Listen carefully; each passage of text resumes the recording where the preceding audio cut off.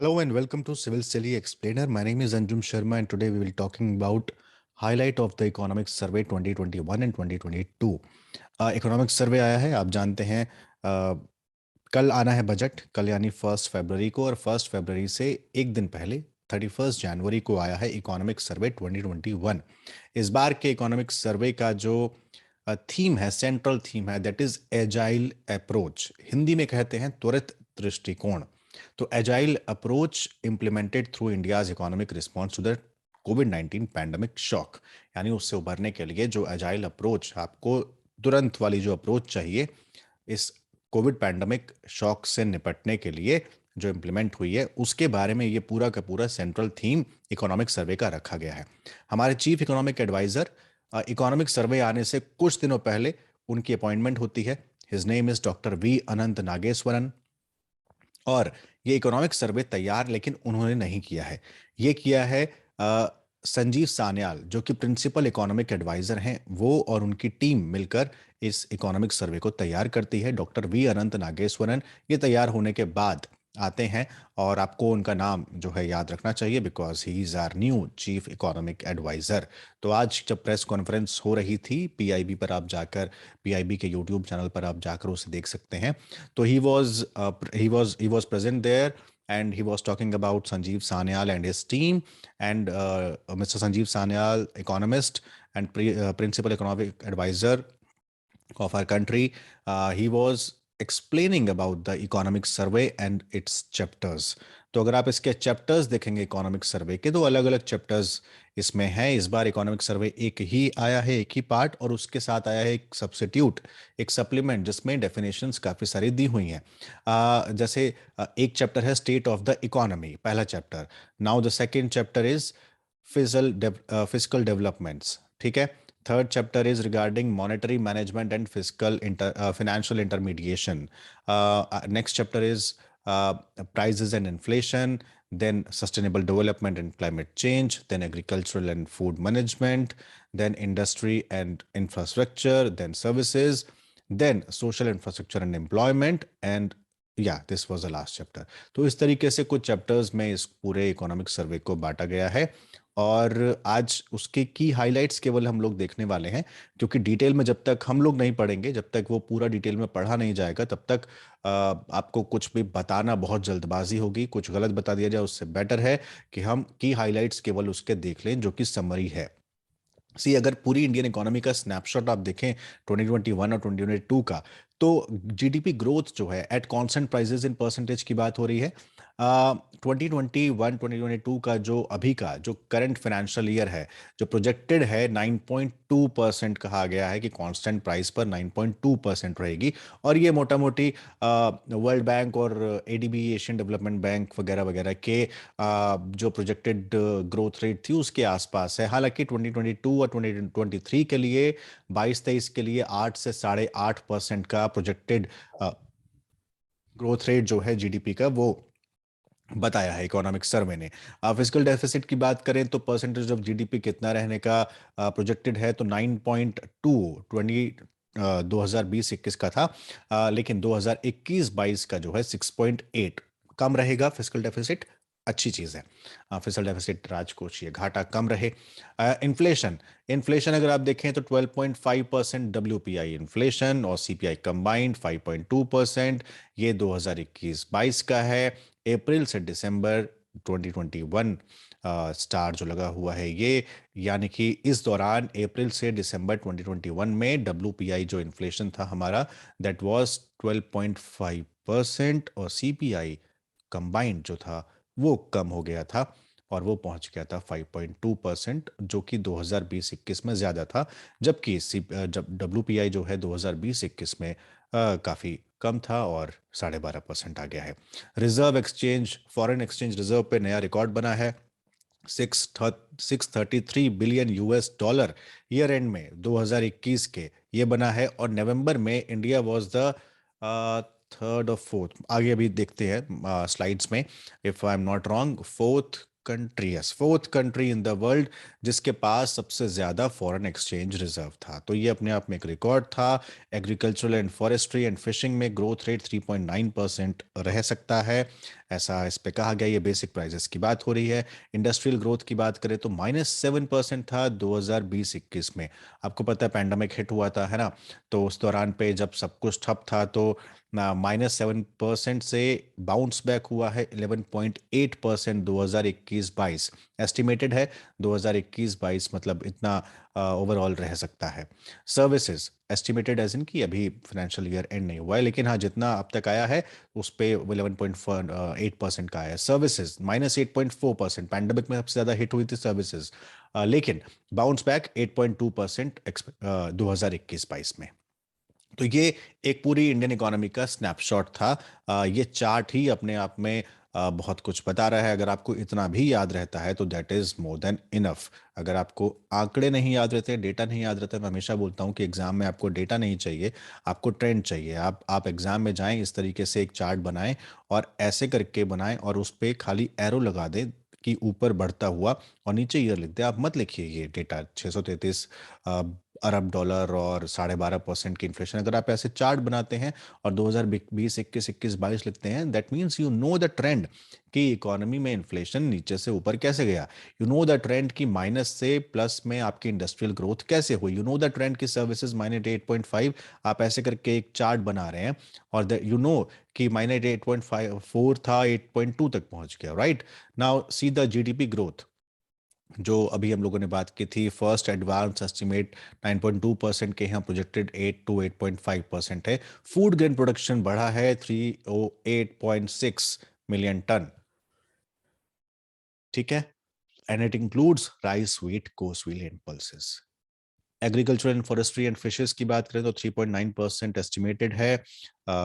इसमें हम इतना नहीं जाएंगे, थोड़ा सा हम आगे बढ़ जाते हैं, क्योंकि अभी जो हाइलाइट्स हैं, हाइलाइट्स में आपको यही पता लग सकता है। हालांकि कुछ टर्म्स का यूज आज संजीव सान्याल, डॉक्टर संजीव, मिस्टर संजीव सान्याल ने किया था, जिसमें कुछ अप्रोचेस की उन्होंने बात की थी। जब इसका एक डिटेल्ड वीडियो आएगा इकोनॉमिक सर्वे का, तब आपको उसके बारे में हम डिटेल में बता पाएंगे। फिलहाल के लिए स्टेट ऑफ इकोनॉमी का जो ये पूरा का पूरा था, ये आपको जानना जरूरी था कि कितनी एग्रीकल्चरल फॉरेस्ट्री फिशेस की हमारे ग्रोथ हुई, कितनी फिस्कल डेफिसिट रह सकता है। फिस्कल डेफिसिट कितना रह सकता है ये जरूरी है, ये आप याद रखिएगा, ठीक है। नाउ सी द आईएमएफ का जो लेटेस्ट वर्ल्ड इकोनॉमिक आउटलुक का प्रोजेक्शन आया है, इंडिया की रियल जीडीपी प्रोजेक्टेड का 9% है 2021-22 का, और 22-23 के 7.1% है। नाउ इंडिया ने रखा है 9.2% 2021-22 का, which is very much near to this world economic outlook वाला। बट 7.1 के मुकाबले इंडिया ने 8 to 8.5% का ग्रोथ रेट रखा है 2022-23 में, और तब भी India one of the fastest growing countries में से एक रहेगा। That means government knows very well that how much our country will make a growth in 2022 2023। थोड़ा सा ज्यादा एस्टिमेट भले हो सकता है, but it is a sign of a good economy, ठीक है। तो स्टेट ऑफ इकोनॉमी यही था। इसके अलावा फैक्टर्स क्या क्या हैं जिन्होंने ग्रोथ को सपोर्ट 2022-23 में करेंगे, when we are talking about this 8.8 to 8.5% का। See, wide spread vaccine coverage. जब आप वैक्सीन कवरेज आपकी पूरे इंडिया में नेशन वाइड हो जाएगी, तो नेचुरली आप वल्नरेबल कोविड के प्रति कम रहेंगे, आप ज्यादा, आपकी इकोनॉमिक एक्टिविटीज हो सकेंगी, लॉकडाउन जो जिस तरीके से लग रहे हैं वो नहीं लगेंगे, क्योंकि अभी पता है कि बहुत सारी जनता को वैक्सीन नहीं लगा है। Now gain from the supply side reforms, ये भी एक फैक्टर है to support growth in 2022-23। Gain from supply side factors reforms as in की, आपको पता है कि सप्लाई साइड बहुत ज्यादा अफेक्ट हुई थी कोविड में, और इसके लिए यूएस के प्रेसिडेंट तक को कहना पड़ गया था दैट सप्लाई साइड को आप इसको तुरंत कीजिए। तो सप्लाई साइड रिफॉर्म्स लगातार हो रहे हैं। उसके लिए पूरे वर्ल्ड के जितने भी ओशंस में जो जहाज खड़े हुए थे, जो फ्रेट पूरा का पूरा था, वो इफेक्ट हो गया था, उनको वहां से निकाला जा रहा है और उसको ज्यादा से ज्यादा अपनी जगह डेस्टिनेशन तक पहुंचाने का काम चल रहा है, that was affected in covid pandemic, और ओमिक्रॉन में भी वो अफेक्ट हुआ था. Now the gains from supply side reforms we are getting, so this is one of the biggest factor to support growth in 2022 and 2023. easing of regulations, robust export growth, export हमारा काफी बड़ा है 2020-21 में, and ramped up the capital spending, आप उतना ही खर्चा भी कर रहे हैं. So these are the factors which support the growth in 2022 and 2023. Now see the India's projected fastest growing major economy in the world. World Bank का projection 8.7% है, ADB का 7.5% है, वर्ल्ड इकोनॉमिक आउटलुक का 9% है. इंडिया ने 8.0 से 8.5% रखा है, यानी अगर आप देखें तो इनका एवरेज आप निकालेंगे तो इसी के लगभग इंडिया ने रखा है. That means that economy is recovering past pre pandemic level right now. If we are estimating our growth by 9.2% in real terms in 2021, in 2022, and which will automatically put ourselves past मतलब pre pandemic level. ठीक है, तो pre pandemic level पर हम लोग आ जाएंगे. तो ये उसी का पूरा है कि किस तरीके से सेकेंड वेव में इम्पैक्ट हुई इकोनॉमी. हालांकि the second wave was much smaller than the during the full lockdown phase 2020-21 में तो आया था. हालांकि उसमें हेल्थ इम्पैक्ट हुई थी, बट इंडस्ट्री उतनी ज्यादा इम्पैक्ट नहीं हुई थी. तो ये उसी का पूरा है कि कैसे इंडिया एजाइल फ्रेमवर्क पर काम कर रहा है. Now let's see about the fiscal development.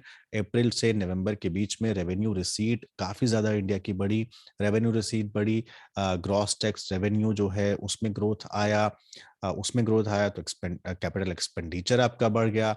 सी जितना पैसा होगा आप एक्सपेंडिचर भी उतना ही ज्यादा कर पाएंगे. तो रेवेन्यू रिसीट बढ़ी, ग्रॉस टैक्स रेवेन्यू रजिस्टर हुआ, मतलब ज्यादा से ज्यादा टैक्स आया, जीएसटी में काफी ज्यादा बढ़ोतरी हुई, स्टेट गवर्नमेंट का जो कैपिटल एक्सपेंडिचर था वो 67% अप हो गया. Overall of budget item brought within the budget education allocation, और गवर्नमेंट का जो डेट था which is now expected to decline also. तो फिजिकल एज डेफिसिट जो है 46.2% ऑफ बजट एस्टिमेशन का जो है वो कंटेन करके चल रहा है इस टाइम पे. ओवरऑल आपको याद ये रखना है कि इंडिया का जो ईयर ऑन ईयर अप्रैल से नवंबर 2021 की अगर हम बात करें तो आपको इसमें केवल इतना याद रखना है दैट आर रेवेन्यू रिसीट, यानी कि जो रेवेन्यू आया उसकी जो रिसीट थी वो 67% बढ़ गई. ग्रॉस टैक्स रेवेन्यू रजिस्टर 50% ज्यादा हुआ, कैपिटल एक्सपेंडिचर इंडिया का बढ़ा, physical deficit state government capital expenditure India का बढ़ा. तो अगर आप इतना याद रखते हैं this will be more than sufficient. External sectors की बात कर लेते हैं. Now resilience of India's external sector. Net capital flow first half में 65.6 बिलियन डॉलर था. ठीक है, बैलेंस ऑफ पेमेंट का surplus 63.1 billion US dollar in first half of 2021 and 2022. Forex reserve touch किया 633 billion dollar as on 31 December 2021 को. So India was the fourth largest forex reserve holder in the world as of November 2021. याद रखिएगा, ये आपको MCQ में काम आ सकता है कि फोर्थ लार्जेस्ट फॉरेस्ट रिजर्व है, सबसे ज्यादा कहाँ का है, चाइना का, जापान का एंड स्विट्जरलैंड का. ठीक है, China, Japan, Switzerland and then India. तो ये इसमें पूरा का पूरा एक्सटर्नल डेट जो है इंडिया का सितंबर 2021 में वो बढ़ गया था, बिकॉज यूएस जो कि पिछली साल 556 बिलियन डॉलर था, which is reflecting additional SDR allocation by IMF. तो आपको इतना याद रखना है दैट फिलहाल के लिए किस पर हम लोग डिटेल में, क्योंकि बाद में और बात करने वाले हैं कि एक्सटर्नल सेक्टर्स क्या क्या होते हैं और उनका अफेक्ट कैसे करते हैं एक्सटर्नल सेक्टर्स इंडिया के इंपोर्ट और एक्सपोर्ट को. हाउएवर नाउ इंडिया जो एक्सपोर्ट और इंपोर्ट है वो बिल्कुल बहुत स्ट्रांगली बाउंस बैक हुआ है और उसने प्री कोविड लेवल को सरपास कर दिया है इस फाइनेंशियल ईयर में. ठीक है, that's why now our forex reserve also touch 633 billion dollar और फोर्थ लार्जेस्ट फॉरेक्स होल्डर भी इंडिया जो है वो बन गया है. तो ये कुछ चीजें हैं, ये याद रखिएगा। Now let's talk about monetary management and financial intermediation.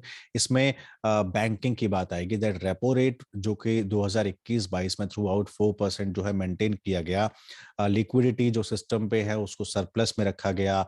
RBI अलग अलग तरीके से लिक्विडिटी को बनाए रखने के लिए काम कर रही थी, जिसमें जी सैक गवर्नमेंट सिक्योरिटी के एक्विजिशन प्रोग्राम चले, special long term repo operation program चले ताकि फर्दर लिक्विडिटी प्रोवाइड किया जाए। इकोनॉमिक शॉक से बचने के लिए कमर्शियल बैंकिंग सिस्टम में और मतलब उसको बेहतर बनाने के लिए काम किया गया। क्रेडिट ग्रोथ उसमें लगातार हुआ, जो 2021-22 में 5.3% था। वो इंक्रीज होके अप्रैल 2021 में सॉरी फ्रॉम 5.3% इन अप्रैल जो कि 2021-22 में था, वो कि दिसंबर में 9.2% तक पहुंच गया। यानी कि ईयर ऑन ईयर जो बैंक की जो क्रेडिट ग्रोथ है वो लगातार बढ़ती चली गई। जो अप्रैल में 5.3% क्रेडिट ग्रोथ थी, वो क्रेडिट ग्रोथ 9% पर चली गई, 9.2% पर। इसी तरीके से कैपिटल मार्केट में एक एक्सेप्शनल ईयर रहा। The reason was 75 IPOs issue हुए और उन आईपीओ के इशू से लगभग 89,000 करोड़ रुपीस रेज किए गए अप्रैल से नवंबर के बीच में, which was much higher than any year in the last decade. यानी 2021 पहला ही साल था और पूरे 2011 से लेकर 2020 में इतना ज्यादा इशू आईपीओ का कभी नहीं हुआ और उससे इतने ज्यादा पैसे कभी रेज नहीं किए गए जितने इस साल किए गए। सेंसेक्स और निफ्टी पहली बार 60,000 और 18,000 पार करे। दैट वाज ऑन अक्टूबर 18,477 पर निफ्टी था और 61,766 पर सेंसेक्स था। तो आउट परफॉर्म एक तरीके से इंडियन मार्केट ने किया, स्पेशली द कैपिटल मार्केट में। I am assuming that you know very well what what do you mean by capital market. उसमें भी प्राइमरी मार्केट, सेकेंडरी मार्केट्स, ये सब क्या होती हैं। मैं अज्यूम करके चल रहा हूँ कि आपको ये सब चीजें पता होगी। ठीक है, तो यही हम लोगों ने बात की। Year on year bank credit बढ़ा। ग्रॉस एनपीए जो थे शेड्यूल कमर्शियल बैंक्स के, वो कम हुए। 11% के आसपास 2017-18 में थे, वो लगभग 7% के आसपास सितंबर 2021 में आ गए। नेट एनपीए जो था वो 6% था 2017-18 में, जो कि 2.2% पर आ गया सितंबर 2021 में। तो आप एक ट्रेंड देख रहे हैं बैंकिंग का कि उनके एनपीए कम हो रहे हैं, ग्रॉस और नेट एनपीए कम हो रहे हैं, उनकी क्रेडिट ग्रोथ बड़ी मतलब बढ़ रही है। दैट मीन्स कि बैंकिंग सेक्टर जो है आपका मजबूत हो रहा है। लिक्विडिटी सिस्टम जो है वो सरप्लस में चल रही है। Capital to risk weighted asset ratio जो शेड्यूल कमर्शियल बैंक का था वो 13% था और वो 16.54% हुआ है सितंबर 2021 में। इसी तरीके से क्रेडिट टू एग्रीकल्चर सेक्टर था, उसमें भी ग्रोथ देखा गया कि एग्रीकल्चर सेक्टर में भी क्रेडिट बैंकिंग के थ्रू जा रहा है। नवंबर से अप्रैल के बीच में 75 आईपीओ लॉन्च हुए। इंडियन मार्केट ने आउट परफॉर्म किया, ये सब हम लोगों ने देख लिया। Now let's see about the this price in inflation decline in retail inflation। वो ईज ऑफ फूड इन्फ्लेशन की वजह से रिटेल इन्फ्लेशन में डिक्लाइन हुआ है। हालांकि जैसे ये है कि सीपीआई की जो कंबाइंड इन्फ्लेशन थी वो मॉडरेट रही। 6.2% थी 2020-21 में, went down to 5.2%। However this your wholesale inflation based on wholesale price index rose to 12.5% during April to December 2021 and 2022। आपको डब्ल्यूपीआई और सीपीआई पता होगा, नहीं पता तो जब डिटेल में इसका बनेगा तब will come to that. Now price and inflation हम लोगों ने देख लिया था। यस, तो अभी हम लोगों ने क्या देखा था फिर? नहीं, that was monetary management. Okay okay. हाँ, तो ये इन्फ्लेशन के बारे में हमने बात कर ली। ठीक है, फूड इन्फ्लेशन रिड्यूस हुआ है। 2.9% था अप्रैल दिसंबर 2021 में against 9.1 year in the same quarter in the same sorry this year on year. अगर उसकी एवरेज की बात करें तो अप्रैल से दिसंबर 2020 में 9.1% था, तो 2.9% आया, यानी कम हुआ है। इफेक्टिवली सप्लाई साइड मैनेजमेंट ने जो प्राइजेस थे उसको अंडर कंट्रोल रखा है, ऐसा गवर्नमेंट कह रही है कि प्राइजेस अंडर कंट्रोल रहे हैं। ठीक है, नाउ डब्ल्यूपीआई अगर इंक्रीज हुआ है to 12.5%, now this is attributed to low base in previous year, pickup in economic activity, sharp increase in international prices of crude oil or through important inputs and high freight cost. इस वजह से that it was increased. Correct? Let's move forward. Sustainable development and climate change, India का overall score जो है नीति आयोग के SDG index और dashboard में improve हुआ है। 66 था 2020-21 में, तो 60 हुआ है 2019-20 में और 57 2018-19 में। ठीक है, तो 56 से 60 देन 66, तो इसमें जितना ज़्यादा स्कोर होता है उस तरीके से ओवरऑल स्कोर जो है वो इम्प्रूव होता है। ये नीति आयोग के एसडीजी इंडिया इंडेक्स की बात मैं कर रहा हूँ। Now number of front runners, इसको अगर आप छोड़ दें इंक्रीज टू, मतलब फ्रंट रनर्स में ये आप पहले ना नीति आयोग का एसडीजी इंडिया इंडेक्स देखिएगा कि ये क्या है। इंडिया के ओवरऑल स्कोर में भी उसमें भी ये लोग क्या करते हैं कि अलग अलग स्टेट को देते हैं जैसे नंबर ऑफ फ्रंट रनर्स, यानी जिनका स्कोर 65 से ऊपर होता है उसको फ्रंट रनर्स बोलते हैं। तो वो 22 स्टेट तक इंक्रीज हो गया है। पहले वो केवल 10 स्टेट था 2019-20 में, और 2020-21 में 22 स्टेट तक हो गया। यानी ये स्टेट जो है एसडीजीज के हिसाब से काम कर रहे हैं और बेहतर काम कर रहे हैं। जैसे नॉर्थ ईस्ट इंडिया में 64 डिस्ट्रिक्ट, 64 डिस्ट्रिक्ट ऐसे हैं जो कि फ्रंट रनर्स है, और 39 डिस्ट्रिक्ट ऐसे हैं जो कि नीति आयोग के नॉर्थ ईस्टर्न रीजन में डिस्ट्रिक्ट एसडीजी इंडेक्स में सबसे अच्छे परफॉर्म कर रहे हैं। ठीक है, तो India has a 10th largest forest area in the world. 2020 में इंडिया का जो रैंक था वो थर्ड था globally in increasing its forest in in decade of 2010 वाला। इन 2020 द फॉरेस्ट कवर जो है इंडिया का 24% था टोटल जोग्राफिकल एरिया का, accounting for 2% of the world's total forest area. Plastic waste management rule amend किए गए 2021 में, 2021 अगस्त में नोटिफाई किए गए। इसी तरीके से EPR, extended producer responsibility for plastic packaging, उनको नोटिफाई किया गया, और भी कई सारी चीजें ली गई। Now agricultural and food management की फटाफट बात कर लेते हैं। शिफ्ट फोकस शिफ्ट हुआ harnessing potential of allied activity like animal husbandry, dairying और फिशरीज पर। नई चीजें, स्मॉल होल्डिंग टेक्नोलॉजीज को डेवलप किया गया, क्रॉप डाइवर्सिफिकेशन को प्रायोरिटाइज किया गया, ऑयल सीड को प्रायोरिटाइज किया गया, कोऑर्डिनेट किया गया स्टेट गवर्नमेंट में को जो चीज़ें चाहिए, तो ताकि वो शिफ्ट कर सके हाई वैल्यू और लेस वाटर कंज्यूमिंग क्रॉप्स पर, तो उसके लिए उन लोगों ने काम किया, ऐसा गवर्नमेंट कह रही है। Increase in agriculture research and development, उस पर काम किया गया। प्रमोट किया गया ऑल्टरनेटिव फर्टिलाइजर्स को, जैसे नैनो यूरिया एंड ऑर्गेनिक ये फर्टिलाइजर प्रमोट किया, ऐसा गवर्नमेंट कह रही है। नई टेक्नोलॉजी पर फोकस किया गया कि ड्रोन और AI based decision support system को आप कैसे यूज कर सकते हैं। मैं फिर कह रहा हूँ, ऐसा गवर्नमेंट कह रही है। और सपोर्ट की स्टार्टअप फॉर इनोवेशन, उसको सपोर्ट किया गया। तो एग्रीकल्चरल डेवलपमेंट में उनका कहना है कि हम लोगों ने काफी डेवलप किया है, और रजिस्टर की है ग्रोथ 3.6% की 2020-21 में, और 3.9% की 2021-22 में। और गवर्नमेंट का कहना है, खासकर संजीव सान्याल जो कि प्रिंसिपल इकोनॉमिक एडवाइजर हैं, उन्होंने कहा कि agricultural field was the least affected field by Covid की लास्ट वेव में। ठीक है, मिनिमम सपोर्ट प्राइस पॉलिसी को यूज किया गया है क्रॉप डाइवर्सिफिकेशन के लिए।